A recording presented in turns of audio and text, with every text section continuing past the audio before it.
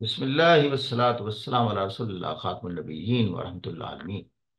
اس 21 century American century. اب دیکھنا یہ ہے کہ جب ہم کسی ایسے آرگومنٹیٹو ایسے کو یا کوشچن کو اٹیمپٹ کرنا چاہتے ہیں تو ہم نے فنڈامنٹل فیکٹرز بتانے ہیں کہ کن فیکٹرز کی بنیاد پر میں ایویلویٹ کر رہا ہوں یا کر رہی ہوں.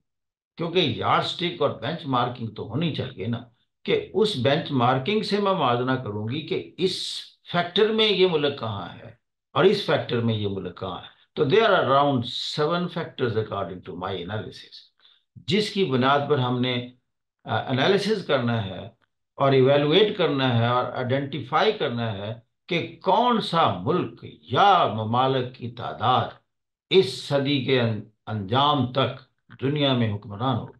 There are 7 factors. Number 1, economy. Number 2, demography. Number 3, innovative capacity. Number 4, artificial intelligence ability. Number 5, technological advancement. And number 6, liberal democratic model. اور نمبر 7، فری مارکیٹ اکانومی. یہ وہ چیزیں ہیں جو کسی ملک کو اوپر اٹھاتی ہیں. اور یہ اگر کسی تھرڈ ورلڈ کنٹری نے بھی اوپر جانا ہو تو وہ دیکھے کہ where am I and what is my program and my vision on account of these 7 factors. اب ہم ان کو جب دیکھتے ہیں، economy, after the dismemberment of the Soviet Union, United States happen to be the sole super power. یہ اس نے اس کو ڈیفیٹ دی on the economic fault line. U S S R cripple کر دیا economically during the Soviet Union Afghanistan war. Economy تباہ ہو جائے تو ملک میں کچھ نہیں رہتا. تو سارے ان کے پاس آرسینلز دھرے کے دھرے رہ گئے اور وہ روٹی کو ترسنے لگ گیا. ماسکو کی گلیوں میں لوگ بریڈ کو ترستے تھے، اور جو اس کی فیڈریشن میں جتنے کنٹریز تھے سارے آزاد ہو گئے. اب آ جاتا ہے جیسے کہ جان میئر شیمر کہتا ہے، پروفیسر آف پولیٹیکل سائنس ہے شکاگو یونیورسٹی میں. وہ کہتا ہے کہ امریکہ نے اس سچویشن کو، یونیپولرٹی کو یا سول سپر پاور کے سٹیٹس کو 2017 تک انجوائے کیا. پھر کیا کیا؟ طاقتور قوم کیا کرتی ہے؟ وہ کہتی سارے دنیا کا نظام ویسے چلے جیسے میں چاہتا ہوں. اس نے چینج آف رجیم کیے جس کو وہ ناپسند کرتا تھا.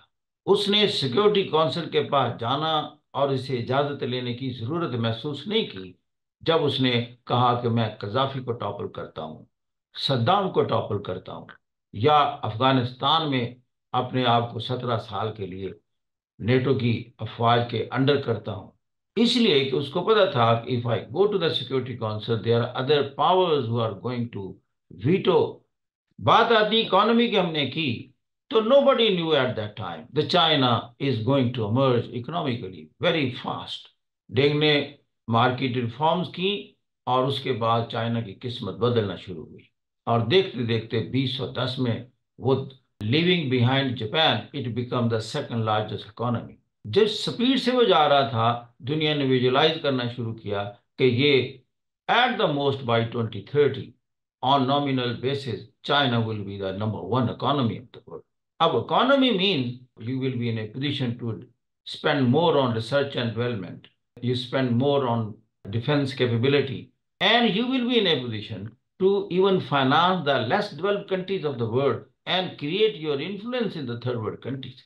تو لہذا اب ہم انویژن کر رہے ہیں کہ چائنا جب اکنامیکلی اور فائنانشلی اتنا اسٹرانگ ہو جائے گا تو یہ اسی طرح یونائٹڈ اسٹیٹس کی طرح اپنی دنیا میں نیول بیسز بنا سکے گا، سب میرینز کی تعداد بڑھ جائے گی اور اس کے بحری بیڑے ہوں گے، اس لیے کہ اس کی اکانومی سپورٹ کر رہی ہوگی. اور وہ اس چیز کا کانشیس ہے کہ دنیا میں فائنینشیل مینجمنٹ اور ٹریڈ اور کامرس مینجمنٹ یہ بہت بڑی چیز ہے کہ جو آپ کی نیشنل انٹرسٹ میں ساری چیزیں دنیا میں موجود ہوں. جیسے امریکہ کو سپورٹ کیا کر رہا ہے IMF، ورلڈ بینک اور G7 کے ذریعے دنیا کی انڈسٹریلائز نیشن کو ساتھ ملایا ہوا ہے اور ساری دنیا کے ٹریڈ اور فائنانشیل سسٹم کو مینیج کر رہا ہے in its own national interest, جو اس کو سپر پاور کے سٹیج پر رکھنے میں معاون ثابت ہو رہا ہے. لیکن جب چائنا کو محسوس ہوا کہ دس از دا ریئلٹی، اس نے کہا کہ let us build Asian Infrastructure Investment Bank at par with the World Bank. اسی طرح جب اس نے کہا کہ اکیلا چلنا ٹھیک نہیں ہے، why not to associate the other emerging economies, تو برکس دنیا میں آتا ہے، جس میں برازیل، انڈیا، رشیا، چائنا اور ساؤتھ افریقہ، اور جو اس وقت ایکسپینڈ ہو گیا ہے، اور جس میں 5 اور ممالک شامل ہوئے ہیں۔ اور یہ بہت بڑی بات ہے کہ وہ جو امریکن الائز تھے، they have become part of the BRICS now. Particularly, I'm referring to UAE, Saudi Arabia, and Egypt. BRICS کے تحت نیو ڈیولپمنٹ بینک بھی بنا، اور یہ بھی ورلڈ بینک کے لیول پر ہے کہ ہم دنیا میں انویسٹمنٹ کریں، اور جو تھرڈ ورلڈ ہے اس میں اپنا انفلوئنس کریٹ کریں۔ انڈیا بھی اس کو سپورٹ کر رہا ہے، وہ ایک نیوٹرلٹی میں اپنے آپ کو ادھر بھی رکھتا ہے، نان الائنڈ موومنٹ میں بھی تھا، یہاں بھی ہے، لیکن وہ ایٹ دا سیم ٹائم امریکہ کے ساتھ بھی ایسوسیشن قائم رکھتا ہے۔ اب آ جاتا ہے دوسرا بڑا فیکٹر، ڈیموگرافی۔ ڈیموگرافی مینز کہ آپ کے پاس اولڈ ایج لوگ کتنے ہیں اور ینگ لوگ کتنے ہیں۔ اولڈ ایج لائبلٹی ہوتے ہیں، ینگ لوگ آپ کا ریونیو اکٹھا کرتے ہیں جو آپ کی اکانومی کو سٹرونگ کرتے ہیں۔ دیکھا یہ گیا ہے کہ وقت کے ساتھ ساتھ جتنے ملک ترقی کرتے ہیں، ان میں ینگ لوگوں کی تعداد کم ہونا شروع ہو جاتی ہے۔ یورپ کا ڈکلائن اسی وجہ سے ہوا۔ برتھ ریٹ پر وومن دنیا میں اس وقت سب سے کم اگر ہے تو وہ یورپ میں ہے، تو وہ 1.4 ہے، جبکہ آپ کی پاپولیشن کو سٹیگننٹ رکھنے کے لیے، ایک سطح پر رکھنے کے لیے برتھ ریٹ 2.1 ہونا چاہیے۔ Like wise this happen with Japan.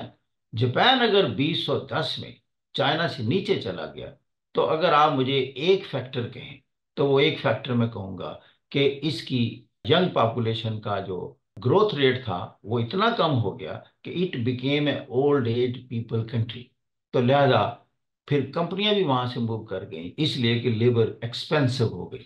Japan سے کمپنیاں کہاں نکل کے چلی گئیں؟ چائنا میں چلی گئی۔ Labour was cheap and it was freely available at that time, کیونکہ چائنا کا مسئلہ پاپولیشن تھا، اور لہذا انہوں نے پاپولیشن کو کنٹرول کرنے کے لیے کہا کہ don't produce more than 1 children. اب کیا ہوا، ساری قوم اس مائنڈ سیٹ میں چلے گی کیونکہ قانون کی سختی تھی۔ 15-20 سال میں تو ترقی کر گیا، اس کے ساتھ 15-20 سال میں ایک چینج آئی کہ وہ جو ترقی یافتہ ممالک میں چینج آتی ہے کہ برتھ ریٹ کم آتا ہے، معاشرہ ایشو لیس کلچر میں جاتا ہے، اسی کا شکار چائنا ہو گیا۔ اب جب چائنا میں بہت زیادہ انویسٹمنٹ آ گئی تو ہوا کیا کہ لیبر کم ہونا شروع ہو گئی اور لیبر ایکسپینسو ہونا شروع ہو گئی۔ لہذا شی جن پنگ نے کہا 1 چائلڈ پالیسی کو ختم کرو اور لوگوں کو اجازت دو جتنے بچے پیدا کرنا چاہتے ہو، اس لیے کہ بچہ پہلی دفعہ ایسٹ کاؤنٹ ہوا۔ دیکھیں دنیا کی کلچر کیا ہے۔ ابھی تک تھرڈ ورلڈ کنٹری میں کہتے ہیں کہ population should be planned, population کو کم کرو۔ کیسے کم کرتے ہیں؟ ایون پاکستان میں کہتے ہیں کم کرو، لیکن جہاں وسائل آ رہے ہوں، انویسٹمنٹ آ رہی ہو، جاب کریٹ ہو رہے ہوں، وہاں کی ڈیمانڈ آل ٹوگیدر ڈفرینٹ ہو جاتی ہے۔ بچے پیدا کرو، نوجوان پیدا کرو، ان کو سکلز دو، پروفیشنل کمپیٹنسیز دو، وہ کام کریں گے، بزنسز آئیں گے، دنیا کی کمپنیز آئیں گی۔ India did that. لہذا چائنا جب ایکسپینسو ہونا شروع ہو گیا، دا multi national company they started moving into India. اور چینیا کی ایمرجنس کا اگر ایک فیکٹر مجھے آپ کہیں کہ دونوں چیزیں، demography plus skills and the professional competence they awarded to their and the young force.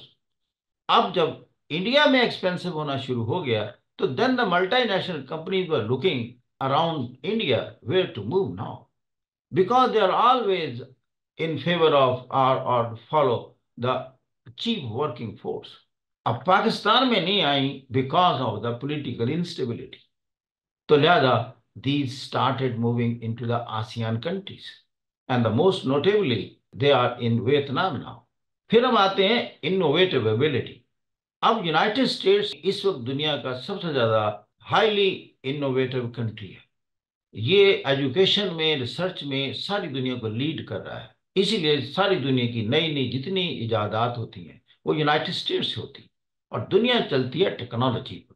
یہ دیکھیں آرٹیفیشل انٹیلیجنس وہاں وہ اٹھی، اسی طریقے سے آپ نے دیکھا مائکروسافٹ، گوگل جیسے ادارے، اور واٹس ایپ اور فیس بک اور امیزون، ایون ایپل جیسی کمپنیز، تو یہ ساری وہاں سے اوریجنیٹ ہوتی ہیں۔ اس کے بعد آ جاتا ہے لبرل ڈیموکریسی۔ دنیا پسند کرتی ہے آزادی کو، freedom of thought and expression کو. آپ کی لینگویج، آپ کے ریلیجن یا آپ کی کوئی ایتھنک بیک گراؤنڈ کی وجہ سے ڈسکریمنیشن نہیں ہے، رول آف لا ہے. تو امریکہ کو ہم کہتے ہیں یہ منی ورلڈ ہے. تو ایک تو ہے یہ لبرل ڈیموکریسی. اب یہاں چائنا جو ہے یہ اتھارٹیٹو یا اتھارٹیرین ریجیمز ہے. وہاں ون پارٹی گورنمنٹ ہے، اپوزیشن کا وجود نہیں ہے. یہ دنیا میں اپیل نہیں کرتا. تو یہ ایک ڈرا بیک ہے چائنا کو. کیا یہ ایک ایسی سویلائزیشن کی بنیاد رکھ سکتا ہے جو یونیورسل سویلائزیشن؟ اور آخری بات آتی ہے فری مارکیٹ اکانومی، کہ ہر بندہ چاہتا ہے کہ میں اون کر سکوں اپنی پراپرٹی کو، یعنی اسٹیٹ کنٹرول سیٹ اپ نہ ہو سارا. چائنا نے خود ترقی کی by introducing these free market reform by doing, لیکن یہ سارے ملک میں ایسے نہیں ہیں. یہ اب ایئر مارکڈ زون ہے جہاں فری مارکیٹ اکانومی ہے. ریسٹ آف دا کنٹری میں سارا اسٹیٹ کنٹرول میکانزم ہے. اور کیپٹلزم جو ہے اس نے اسٹیبلش کیا کہ دنیا میں یہ ترقی کرنے کا سب سے بیٹر ثابت ہوا ہے. کیونکہ ہانگ کانگ کی جو ترقی تھی سارے مین لینڈ چائنا سے زیادہ تھی.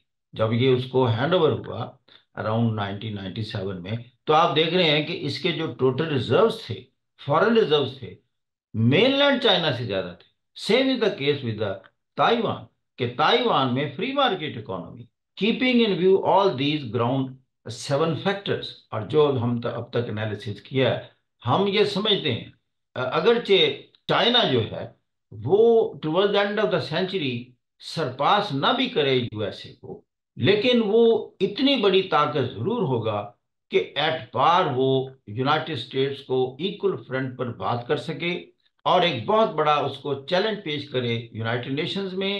لیکن اس کے ساتھ ساتھ there will be certain other powers as well, جس میں لوگ کہتے ہیں کہ India will be there, Russia will be there, including Germany, France. تو یہ وہ دنیا کی طاقتیں ہوگی جو کہتے ہیں کہ دنیا لٹل بٹ ملٹی پولر ہوگی.